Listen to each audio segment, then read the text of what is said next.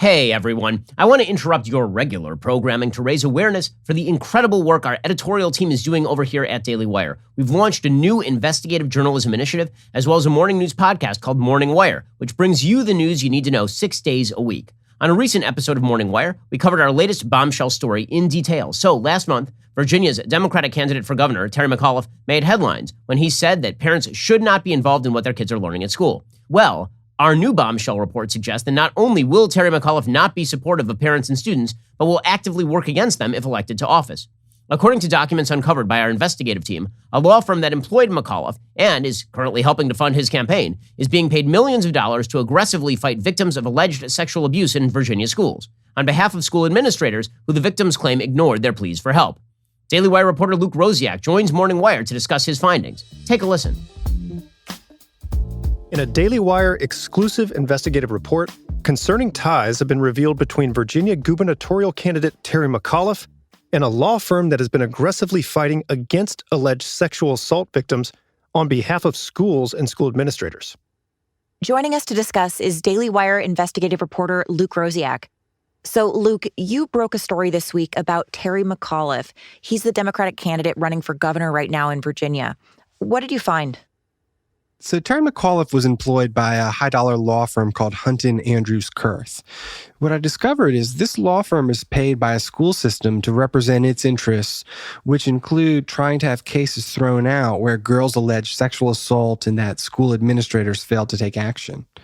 In light of the recent scandal in Loudoun County, that's a pretty bad look for the campaign, and it highlights the competing interests between school systems and parents. Now, these sexual assault cases are not the ones that you reported on a couple weeks ago in Loudoun County, though, correct? Right. This law firm actually works for Fairfax County Public Schools right next door, and it's actually handling multiple sexual assault cases just for that district, which really underscores how serious and pervasive this issue is. So one case I'd like to highlight is about a now 22-year-old woman who's suing the school system and several administrators over incidents that she says occurred when she was 12 years old, back in middle school. She alleges that she was raped on school grounds, and medical records did find anal tearing at the time. She allegedly went to administrators about sexual harassment and claims the assistant principal said the suspect, quote, had been in enough trouble and asked her mother to, quote, not ruin a kid's life. But she says the school district did nothing and the behavior got worse, in part because she was viewed as a snitch and because the perpetrators felt like they weren't going to get in trouble. So it just kind of snowballed from there until some really horrible allegations. Now, she's been making these claims since the time, back in 2012. She'd also filed a complaint with a federal civil rights body, which ordered FCPS to make changes in the school district as a result, some of which Fairfax County schools failed to do. When she became an adult, just before the statute of limitations ran out, she sued her alleged rapist, the school system, and several school officials for those alleged failures. Okay, so on to Terry McAuliffe. How is he involved in all this? So first, he's actually not even a lawyer. The law firm Hunton Andrews Kurth hired McAuliffe as an advisor in 2019. Based on campaign ethics disclosure, he was compensated at least $250,000 recently for services related to cybersecurity/law. Now, from 2014 to 2018, the Fairfax school system paid Hunton about $500,000 a year. From 2019 to 2021, the law firm received about $4.4 million, $2.5 million, and then $3 million in each of those years. So the law firm has received about $9 million from Fairfax schools since 2019. Right. They're really big legal bills. And, people think about special interests as it relates to teachers' unions, which actually did give Terry McAuliffe's campaign $1 million, one of his biggest funders. Those teachers may be expecting to get policies back that are going to benefit them in terms of taxpayer money. But there's potentially a similar dynamic going on here with this law firm and the school system on behalf of administrators.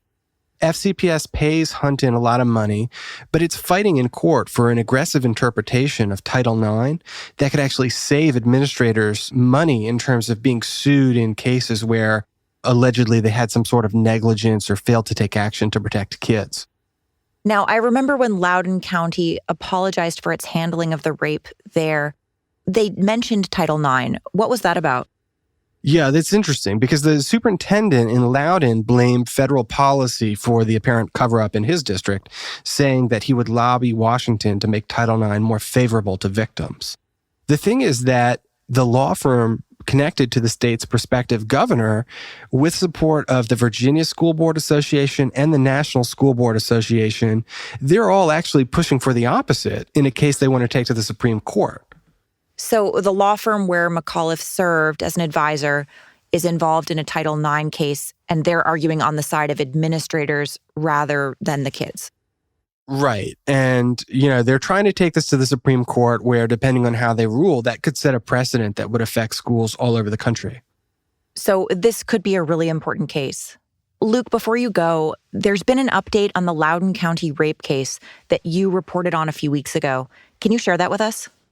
Yeah, so on Monday, the boy accused of raping Scott Smith's daughter appeared in juvenile court where a judge determined that there were, quote, facts sufficient to believe the teen boy committed sexual assault.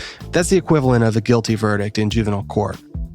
So it sounds like some justice for that victim and her family. That's right. Luke, thanks so much for reporting. Absolutely. That's Daily Wire investigative reporter Luke Rosiak.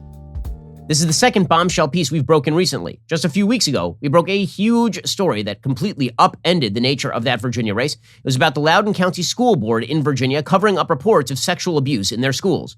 Help us create more investigative journalism and break more important stories. Become a Daily Wire member for just $4 a month over at dailywire.com/subscribe. And subscribe and start listening now to Morning Wire on Apple, Spotify, or wherever you listen to podcasts. Leave a 5-star review if you like what you hear.